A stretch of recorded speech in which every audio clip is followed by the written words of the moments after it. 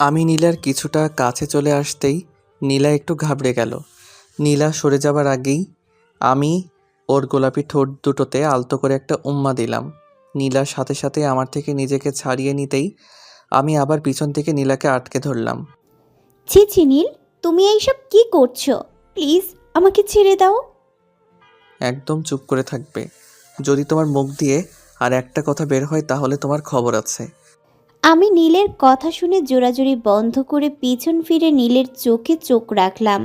আমাদের দুজনের চোখেই কেমন জানি একটা ভালোবাসা কাজ করছিল। আমি নীলের চোখের মায়ায় হারিয়ে যেতে লাগলাম। আমি বুঝতে পারছি আমার চোখে মুখে লজ্জার স্পষ্ট ছাপ ফুটে উঠেছে। আমার বুকের ভেতরটা কেমন জানি ধড়ফড় করছে। নীল আমার কাছে আসতেই এত শীতের ভেতরেও আমার এক ফোঁটা ঠান্ডা লাগছে না। নীল যখন আমার কাঁধে দুটো হাত রাখলো তখন হঠাৎ করেই আমার চোখ বন্ধ হয়ে গেল। কিছুক্ষণ পর আমি নীলের নিঃশ্বাস আমার নাকের কাছে অনুভব করলাম। নীল আলতো করে আমার ঠোঁটে আবার চুমু দিতেই আমার ভিতরে কেমন জানি একটা শিহরণ বয়ে গেল। আমার সারা শরীর কাঁপছে। আমি এর আগে কখনো এমন অনুভূতি অনুভব করিনি। নীলের উষ্ণ ঠোঁটের স্পর্শটা আমার কথা একদম বন্ধ করে দিয়েছে। আমি বুঝতে পারছি এটা আমার ভালোবাসার একটা অংশ। কিছুক্ষণ পর নীল আমাকে ছেড়ে দিল, কিন্তু এখনও আমার ঠোঁটগুলো থরথর করে কাঁপছে। আমি বুঝতে পেরেছি জীবনে প্রথম কোনো পুরুষ স্পর্শ করলে একটা মেয়েকে কতটা ভুলিয়ে দিতে পারে। আমি এখনও চোখ দুটো বন্ধ করে চুপচাপ দাঁড়িয়ে আছি। হঠাৎ আমার কানের পাশে কে জানি বলল, এটা ছিল আমাদের ভালোবাসার একটা মুহূর্ত। আর আমি তোমাকে অনেক ভালোবাসি নীলা। কথাগুলো শোনা মাত্রই আমার ঠোঁটের কোণায় হাসির রেখা ফুটে উঠল। কিন্তু কথাগুলো একটু ভালোভাবে বোঝার পরই আমি চোখটা বড় বড় করে চারিদিকে তাকিয়ে নীলকে খুঁজতে লাগলাম। কিন্তু আমি চারপাশে কাউকে দেখতে পেলাম না। আমি মনে মনে বলতে লাগলাম, কিপটে বদমাইশ ছেলে কোথাকার, আমাকে যখন এতই ভালোবাসার শখ তাহলে আমাকে বললেই পারতো। পরক্ষণেই আমি আবারও হেসে উঠলাম। যেভাবেই হোক না কেন, প্রকাশ্যে ভালোবাসার চেয়ে চুপি চুপি প্রেম বিনিময়টাই ভালো। আর যাই হোক, ছেলেটা বেশ রোমান্টিক, তবে একটু পাগল টাইপের। কিন্তু সেটা কোনো সমস্যা না। পাগল ছেলেরাই একটু বেশি রোমান্টিক হয়, আর তারাই শুধু ভালোবাসার পাগলামিটা বোঝে। আমি এতটুকু তো বুঝতে পেরেছি যে নীল আমাকে অনেকটাই ভালোবেসে ফেলেছে, আর আমি নিজেই তো নীলকে ভালোবেসে ফেলেছি। নীল হলো আমার আশ্রয়দাতা। যখন আমি অনেক বেশি বিপদে পড়ে একা হয়ে গেছিলাম, বাঁচার পথ হারিয়ে ফেলেছিলাম, তখন নীল আমাকে তার বাসায় আশ্রয় দেয়। নীল খুব ভালো একটা ছেলে, কিন্তু একটু পাগল টাইপের। আমি অজু করে এসে ফ্লোরে জায়নামাজটা বিছিয়ে দিলাম। বোরখাটা পরে আয়নার সামনে থেকে জায়নামাজের দিকে অগ্রসর হতে লাগলাম, কারণ আজকে থেকে এই ছেলেটাকে পাবার জন্য আমাকে খোদার কাছে মিনতি করতে হবে। আমি ফজরের নামাজ আদায় করে আবার গিয়ে বিছানায় ঘুমিয়ে পড়লাম। পরের দিন রাতের বেলা আমরা দুজনেই একসাথে ছাদে বসে রয়েছি। দুজনেই কফি হাতে নিয়ে আমরা আমাদের সামনে থাকা চাঁদটা দেখছি। নীলা, আকাশের ওই চাঁদটা দেখছো?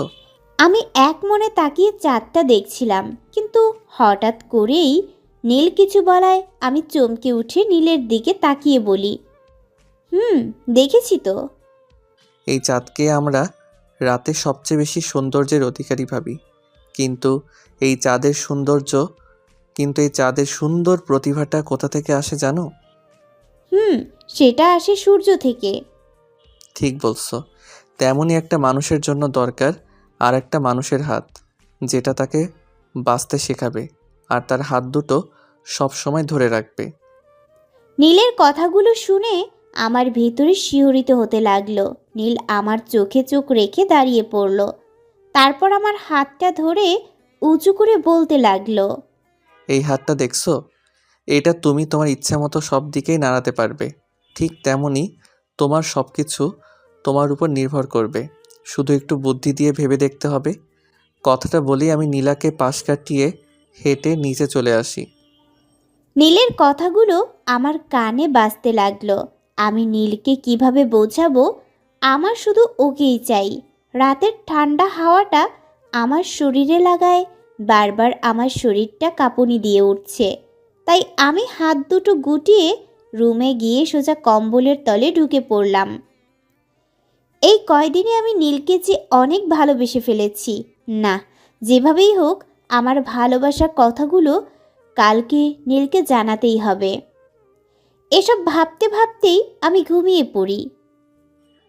আমি ছাদ থেকে এসে চুপটি করে আমার রুমে সোফায় ঘুমিয়ে পড়লাম, কারণ রাতের বেলা আমার সোফাতেই ঘুমাতে ভালো লাগে।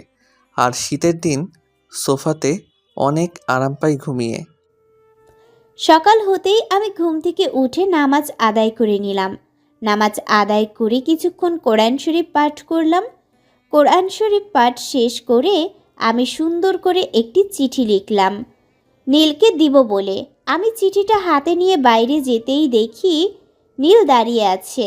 আমি আর কিছু না ভেবে এক দৌড়ে গিয়ে নীলের বুকে ঝাঁপিয়ে পড়লাম। আরে আরে নীলা, তুমি এসব কি করছো? আমার তোমায় জড়িয়ে ধরতে ইচ্ছা করেছে, তাই তোমাকে জড়িয়ে ধরলাম। তুমি একদম চুপচাপ দাঁড়িয়ে থাকো। কিন্তু এইভাবে ঝাঁপিয়ে পড়ার কারণটা তো বলবে। এর আগে তুমিও আমাকে অনেকবার জড়িয়ে ধরেছো, তখন তো আমি তোমাকে কিছুই বলিনি। তাই এখন তুমিও চুপচাপ দাঁড়িয়ে থাকো। আমি চুপ করে দাঁড়িয়ে একটু রোমান্টিকভাবে নীলার কোমরে আলতো করে ছুঁয়ে দিলাম। নীলাকে দেখলেই আমার শুধু তার কোমর ধরতে ইচ্ছে করে। নীলার কোমর ধরলেই নীলার অনেক সুরসুরি লাগে, আর তাই আমি ওর সাথে দুষ্টামি করার জন্য ওর কোমর ধরি।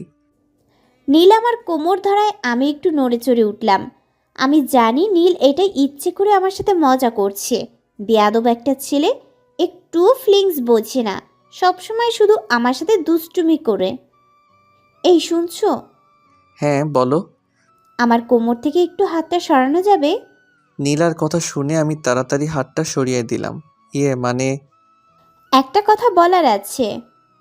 কথা বলবা নাকি অন্য কিছু করবা? যেই রকমভাবে জড়িয়ে ধরে রেখেছো তাতে তো আমার কিছু শুনতে ইচ্ছে করছে না, একটু ঘুমাতে ইচ্ছা করছে। নীলের কথা শুনে আমি নীলকে এক ধাক্কায় আমার থেকে দূরে সরিয়ে দিয়ে লজ্জায় দুই হাত দিয়ে আমার মুখটা লুকিয়ে ফেললাম। একটু একটু ফিলিংস হচ্ছে। যাই হোক নীলা, তুমি কিছু একটা বলতে চাচ্ছিলে। হ্যাঁ, আচ্ছা, আমি যদি কখনো তোমাকে ছেড়ে চলে যাই তাহলে কি তোমার কষ্ট হবে? নীলা, আর কখনো মুখ থেকে এমন কথা বের করবা না। তুমি কখনো আমার থেকে যাবেই না। কেন? কারণ আমি তো তোমার সাথেই সবসময় থাকবো। আমি আর কিছু না বলে আমার পিছন থেকে চিঠিটা বের করে নীলকে দিয়েই এক দৌড়ে আমার রুমে চলে আসি। নীলা আমার হাতে একটা চিঠি ধরিয়ে দিয়েই দিল এক দৌড়। আমি কিছুক্ষণ নীরব দর্শকের মতো দাঁড়িয়ে থেকে চিঠি খুলে পড়া শুরু করলাম। ভালোবাসি তোমাকে প্রিয়। ভালোবাসা কি তা হয়তো আমি জানি না, শুধু এতটুকু জানি যে তোমার সাথে কথা বলার জন্য আমার মন সব সময় ছটফট করে। তোমার সাথে যতই কথা বলি আমার মন ভরে না। সব সময় তোমার হাতটি ধরে তোমার পাশে থাকতে ইচ্ছে করে। আমার দিন রাত শুধু তোমার কথা ভেবেই চলে যায়। হয়তো এটাই ভালোবাসা। যদি এটাই ভালোবাসা হয় তাহলে আমি তোমাকে ভালোবাসি অনেক। নীলার চিঠিটা পড়ে আমি একটু মুচকি হাসি দিলাম। আমি তো জানি পাগলিটা যে আমাকে বড্ড ভালোবাসে, আর আমিও তো আমার পাগলিটাকে খুব খুব খুব ভালোবাসি। আল্লাহই জানে কবে যে আমার ইচ্ছেটা পূরণ হবে। বিকেলবেলা নীলা আর আমি একটু পরে একসাথে বাইরে ঘুরতে যাব। নীলা হলুদ রঙের একটা শাড়ি পরেছে, ঠোঁটে হালকা গোলাপি লিপস্টিক, চোখে টানা মাস্কারা, চুলগুলো শুধু বাঁধা, আর এই একটাই অপূর্ণতা রয়ে গেছে। তাও নীলার থেকে আমার চোখ ফেরাতে কষ্ট হচ্ছে। এই যে, আমি শাড়ি পরে রিকশায় উঠতে পারছি না, আমার হাতটা ধরে আমাকে একটু রিকশায় উঠতে সাহায্য করো। দাঁড়াও, আর একটু দেখে নেই। নীলের কথা শুনে আমি লজ্জা পেয়ে অন্যদিকে তাকিয়ে বললাম, আরে আমি তো আর চলে যাচ্ছি না, আমাকে সারা জীবন মন ভরে দেখতে পারবে। কিন্তু এখন আমি রিকশায় উঠতে পারছি না, তাই আমাকে তাড়াতাড়ি ওঠাও। আমি নীলার হাত ধরে ওকে রিকশায় তুললাম। দুজন পাশাপাশি বসে আছি। উদ্দেশ্যহীন পথে রিকশা চলছে, কিন্তু সেদিকে আমার কোনো খেয়াল নেই।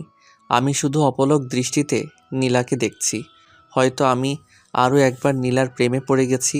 আমার নীলার হাতটা ধরতে ইচ্ছে করছে, কিন্তু আজকে কেন জানি ধরতে সাহস পাচ্ছি না। আমাকে ওর হাতের দিকে তাকিয়ে থাকতে দেখে নীলা হাতটা আমার দিকে বাড়িয়ে দিয়ে বলল, কি, আমার হাত ধরতে ইচ্ছে করছে? এই নাও ধরো। আচ্ছা, মেয়েদের হাত এত নরম কেন? নীলের কথা শুনে আমি চোখ বড় বড় করে তাকিয়ে বললাম, এই পর্যন্ত কয়টা মেয়ের হাত ধরেছো? তোমার হাতই কালকে প্রথম ধরেছিলাম, আর প্রশ্নটা কালকেই করতে চেয়েছিলাম, কিন্তু পরে ভুলে গেছি।